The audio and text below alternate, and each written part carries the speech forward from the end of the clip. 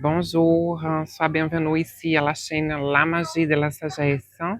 Je suis Sabrina Bracho, sois bienvenue à nouveau. Cette fois, je suis à Plovdiv. Oui, j'ai presque tombé. Je suis à Plovdiv, ici, une belle ville, un vrai bijou, à 2h20 en bus de Sofia, la capitale de Bulgarie. Plovdiv. Recherchez sur Internet, c'est vraiment un bijou.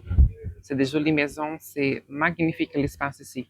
Et là, maintenant, actuellement, je suis le musée ethnographique régional des Plovdiv. C'est un très joli bijou aussi. Je te montre vite fait, on va rentrer. C'est vraiment magnifique à l'intérieur.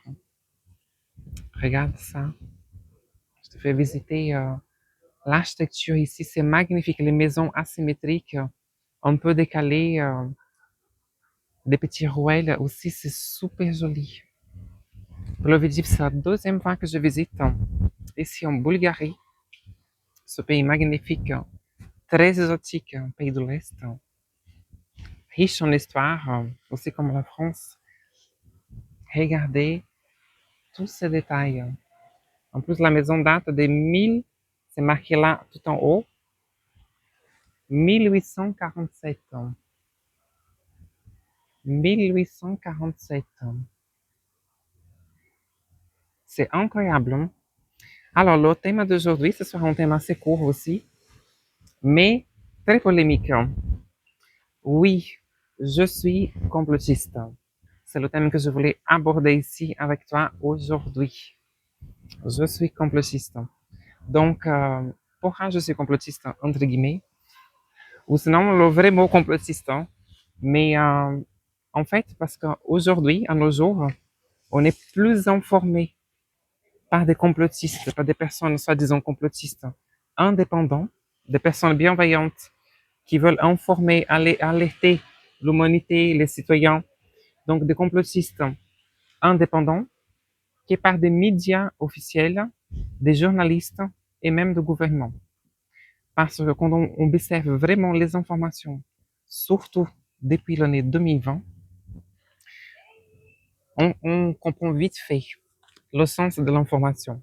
Donc, le réseau social est arrivé avec un outil très pratique pour que les gens puissent se communiquer, échanger dans le monde de l'Internet et tout ça. Mais on a commencé vite fait aussi se rendre compte qu'il y avait de plus en plus de récits différents, des récits au-delà du traditionnel, au-delà des réseaux sociaux, au-delà des médias officiels, au-delà des journalistes.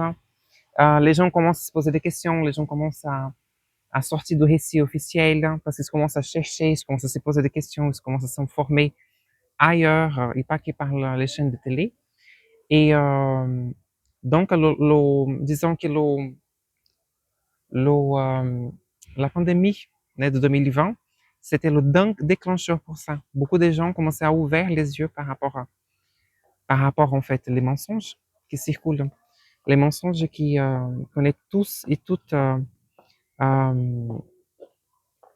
comment dire, on est tous et toutes là-dedans depuis 2020, disons depuis toujours. Hein.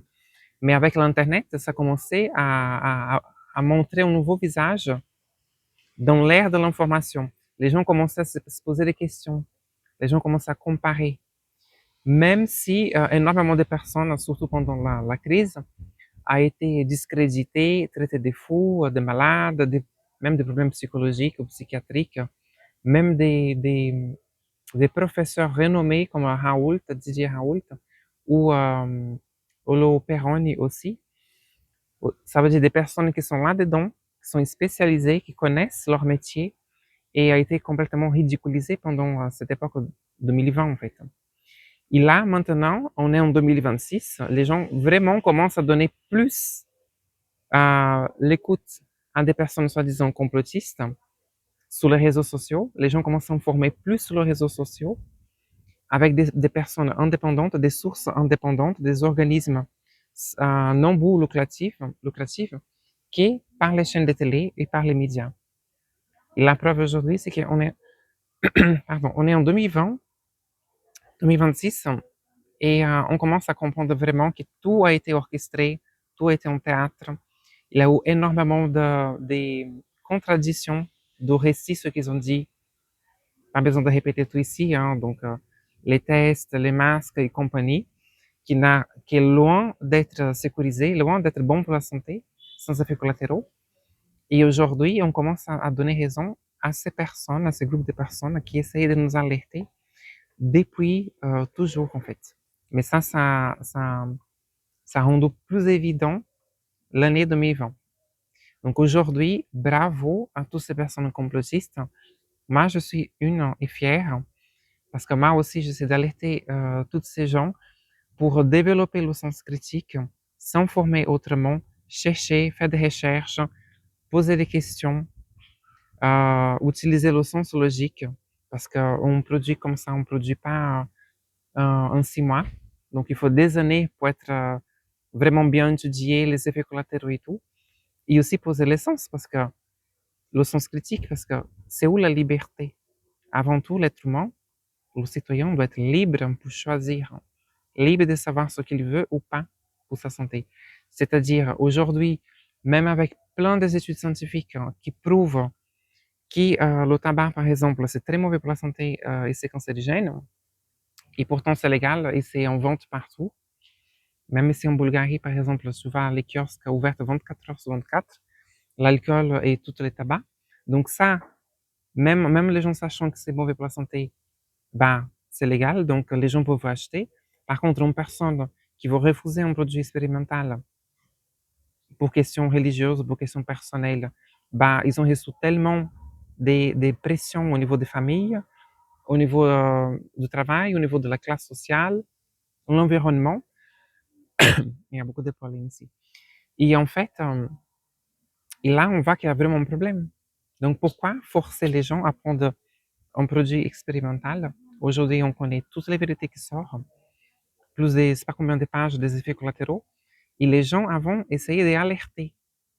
Attention, c'est pas fiable, tout ça. Et bon, sur les médias soi-disant officiels et même sur Facebook aussi, les vérificateurs des informations disaient que non, c'était faux, que c'était sécurisé et tout.